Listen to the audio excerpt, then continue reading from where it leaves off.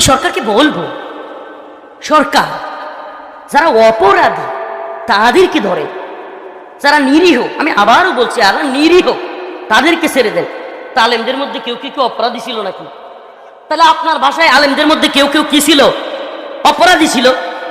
আলেমদের মধ্যে কি অপরাধী কেউ ছিল না? আল্লাহর জন্য সবাই। বাবা সত্যি মনে করবেন আল্লাহর জন্য নাকি অপরাধী? কি বলবেন?